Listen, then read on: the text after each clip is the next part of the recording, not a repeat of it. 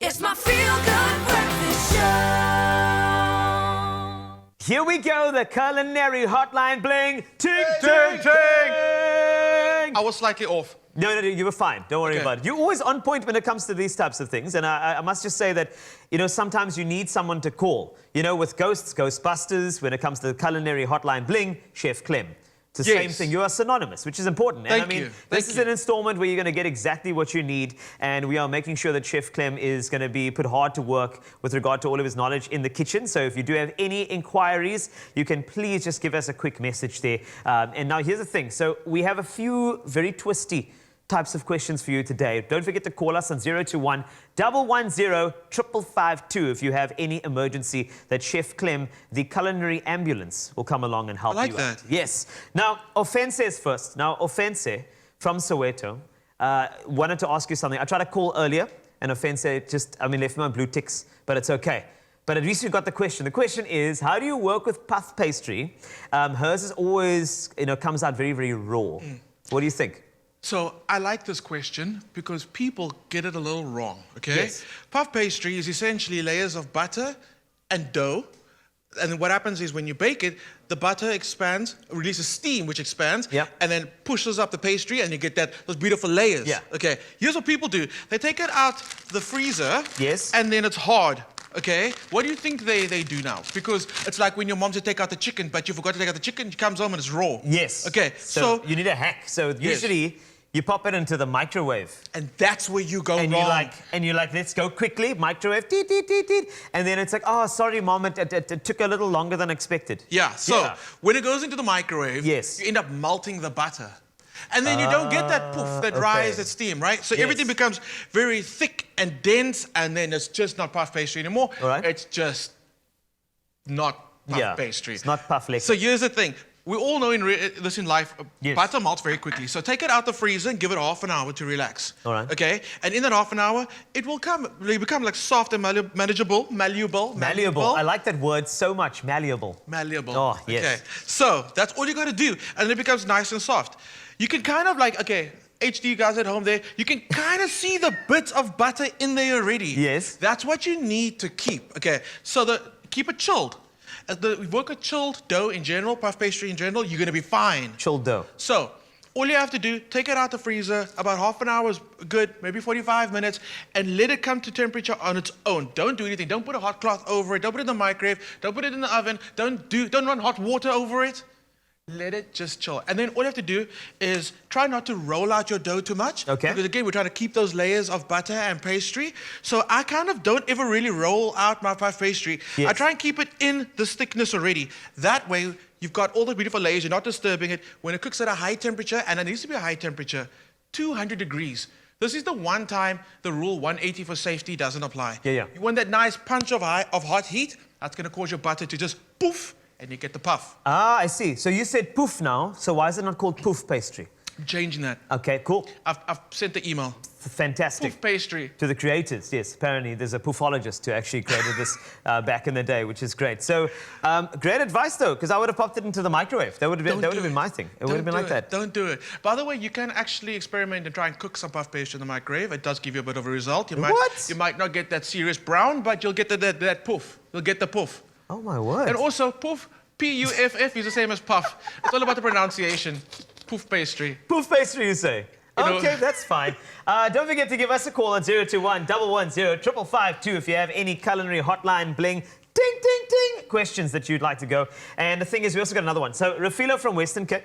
Yes. This is the message that I got. I have lots of eggs, and can you please share a recipe using eggs besides the omelette and the scrambled egg? It gets a bit boring sometimes. I want to make my mom a breakfast. So, Rafilo would like to just get a little idea from you. What do you think? That's very sweet. First of all, yes, making a mom a breakfast. Everybody out there, commit to making someone a breakfast. Your neighbor, anyone, anybody. I agree with you. Anybody. Because, especially with eggs, though, some people are ayavais and they don't want to be told, but now Chef can tell you. I'm gonna tell you. Yeah. I'm gonna tell you. So let's use the puff pastry now. Okay, cool. So very, very simple dish, and I love this one because making these little puff pastry shells. It's got a French name, and I can't even pronounce it myself. Do it. Just try it. Vol au vent. Vol au vent. Vol au vent.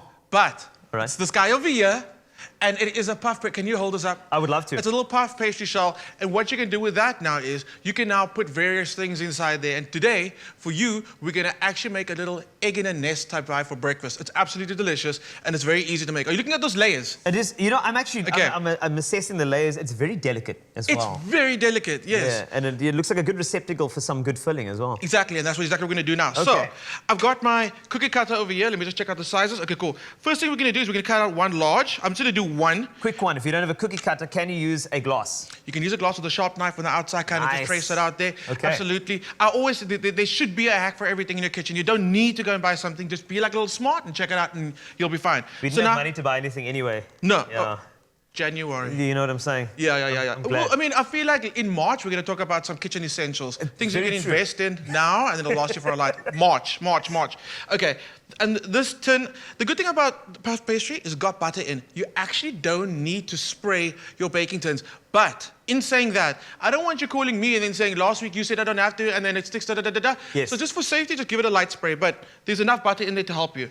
So now we've got this first little, that's our base, okay? Okay. Now what I want you to do, let's see, I'm going to ask you to help me out. I would like to help you out. I've been waiting. I'm ready, I need sanitized and good to go. There we go. I don't want the center of this to rise. All right. Obviously, that's where I'm going to add my filling. I'm going to add my egg. I'm going to add the things in there. I want that section to stay low. Yes, so you'd give it a jab. You're going to give it a few jabs. Just in the center. Just in the center. You're doing an amazing job. Thank you very much. I appreciate it. When you motivate me like that, it makes me a better cook. It's all about the motivation, okay? Now, I'm going to create the rim on the outside of the puff pastry, and that's going to give me that height. All right. I like that shape. Thank you. I wanted to do a nice design for you. The thing is, I'm- food is important. You have to make it look good no matter where. Absolutely. That's good. So this is, now what I'm going to do is use a little bit of that egg that I've got there. Will you just brush the outside I rim? would love to. It. That's going to be the didn't brush glue. my hair this morning, so at least I get to Do brush you something. use egg? You know, sometimes, you know that egg white actually was a primitive version yes.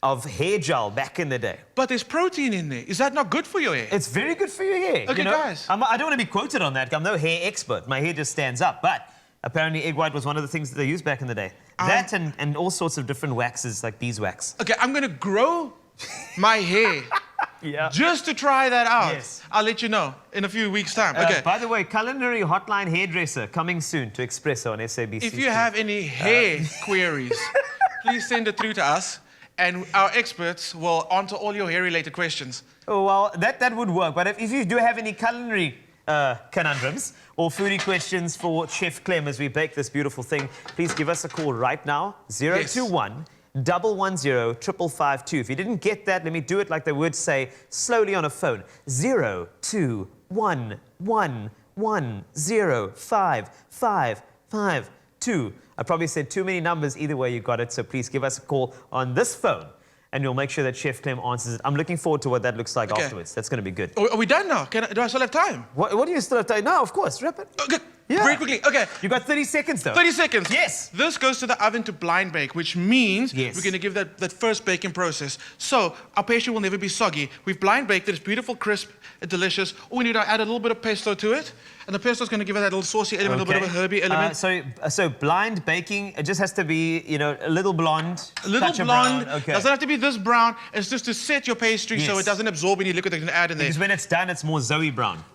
Zoe Brown. Yeah. Yes. Zoe Fantastic. Brown. I mean, maybe go for, a Carl Brown. Zoe Brown's, guys, oh my God, in trouble now. Just a little more tanned than, wow. Okay, so pesto down in the villa. Okay, and then we crack the egg in the top. There's that it. goes into the oven for about 8 to 10 minutes. When it comes out, a little sprinkling, salt and pepper, of course. Yes. When it comes out, a little sprinkling of Parmesan cheese, and you're good. Top it with a few tomatoes. Your breakfast for your mom is sorted. These are delicious. You make about 6 of these, everybody's happy in the house. And there we go. That's a great egg example as to how you can use eggs in your kitchen thanks to the Culinary Hotline bling. Ting, ting, Ting, ting, ting, ting. Make sure that you get the calls in. We're going to help you out in the next spot in the next couple of minutes. So I suggest you stay right there. Can I eat that now? No. Okay. It's my feel-good breakfast show. Welcome back to your Feel Good Breakfast Show, Expresso on SABC3, and welcome back to the Culinary Hotline bling. Ting, ting, ting! We are joined by Chef Clem, who is always ready to go when it comes to any questions that you may have. And I do believe that somebody wants to call us. There is a caller. Yes, it's ringing finally. I'm excited. Let's check it out. Hi there, is this Cheryl from Elsie's River? Yes, it's me speaking. Hey, Cheryl. Welcome to the Culinary Hotline. Bling, ting, ting, ting. How can Chef Clem help you today? Good morning to Chef Clem. Hi. I want to make statement, but my steak always come out rubbery. Okay. And are you just trying to sear your steak for like a normal steak dinner? Or are you trying to do anything else with your steak? No, I just want to put it in a pie or like Chef was showing there. I got you. Put it Okay, in a pastry so- and, you know? Okay, I got you. So when you're doing steak, and I'm glad that I asked that second part, because if you're doing a normal steak dinner, right, that's when you can get the Yes. steak like your sirloin or your ribeyes or your fillet. And there the game is high heat, and you're trying to sear your steak to get that crust on the outside. The crust on the outside of your steak is the most important thing. And then you can decide whether you want it rare, medium rare, well done, however you'd like it. Completely different to when you're doing steak for a pie. Yeah. Here's where I don't want you to invest in your ribeyes or your sirloins or your fillets. Try going for things that are a rump, like a rump, which is slightly less expensive, or even those minute steaks. They work really well for this. And instead of going extremely high heat, here you're gonna do a slow braise, low and slow. So what I like to do is just brown my steak first, take it out the pan, Yeah. slow cook my onions until the onions are nice and soft.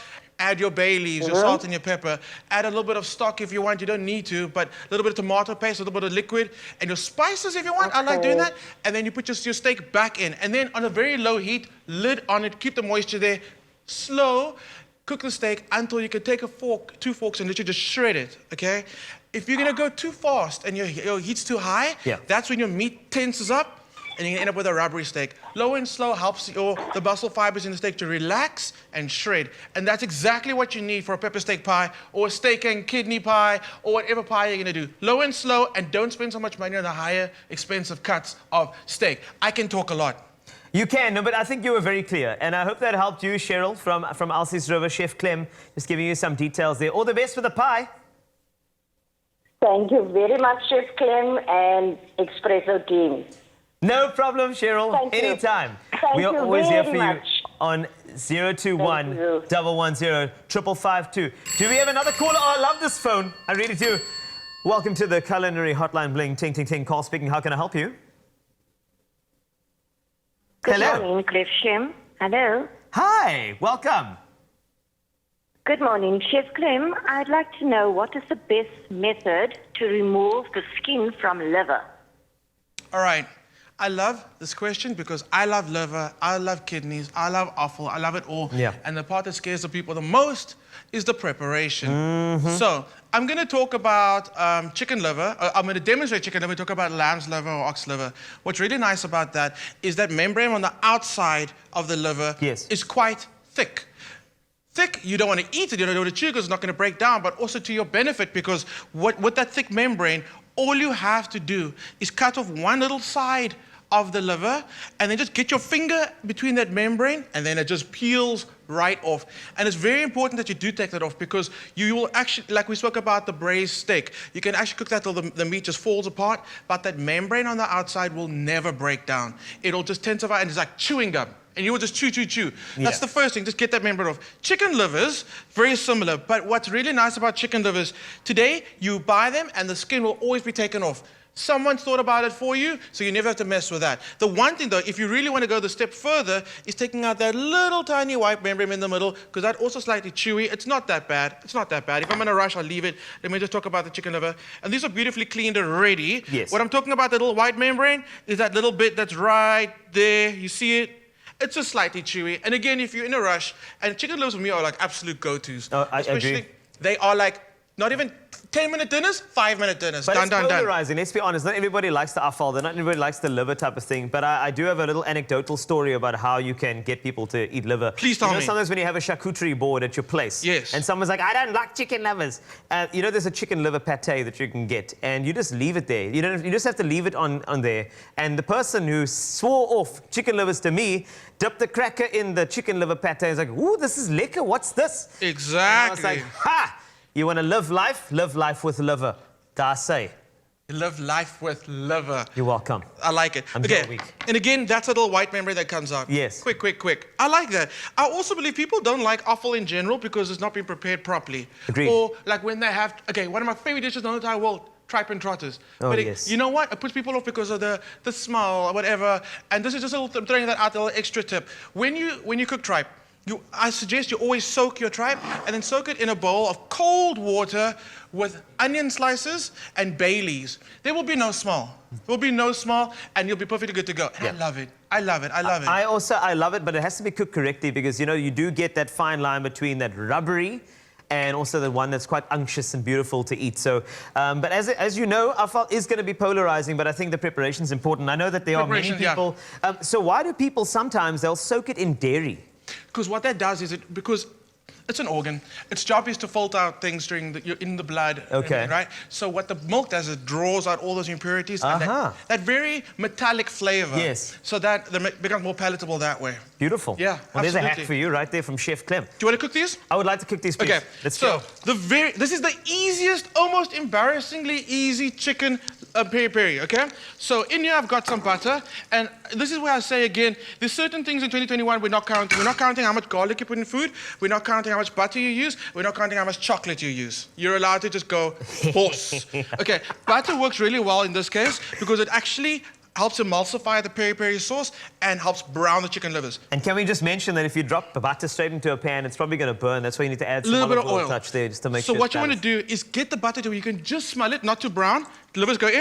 And I love that sound. That sound, I want That's the the sound. ringtone. That's Okay. the ringtone sound right there. That is ringtone Oh, sound. I love Can it. you smell the butter? I can smell the butter, and then, you know, that's the beautiful thing about using butter in food, like on the nose, and then that Yeah. smoothness that it brings to food as well. Oh, Absolutely. So the reason I put the lid on. yes. Okay, there's a little bit of moisture on the chicken livers. You can pat them dry, but it's still going to be there. It's in the chicken liver. Oil and water, they don't mix. So when you add something to your pot and it really starts bubbling and even bubbles over, it's because whatever you added to the pot is carrying moisture. That's why you try and pat things down a little bit. Yeah. Also, chicken livers, they tend to pop. Okay? Yes. Especially because we're going with a nice high heat. Chicken livers, you never want to go in a very, very slow heat unless you're going to use them for a pie or something. I'm hearing it pop, and that's what I want right now. I like that. The Yeah. fact that, I mean, the thing is, you cook with, you know, taste, smell, and sound. But you know what? While this goes, that's actually all we have time for at the moment. Thanks a lot for your questions. We're going to continue cooking that. If you want the recipe, you know where to go, expressoshow.com. But that's all we got. Remember, keep on sending in those queries for the culinary hotline bling. Ting, ting, ting. While that pops for you, 021 110 5552. And let's get things going with Chef Clem right here in Expresso. We got you back in the kitchen. I can't wait to taste this. That's going to be amazing. It's going to be so good. More deliciousness on Expresso. And make sure you go to the website to get that recipe, expressoshow.com. Thanks, Chef Clem. Anytime. I'm gonna call you Can I give them tonight. your cell phone number? You may. It's Call zero- Carl.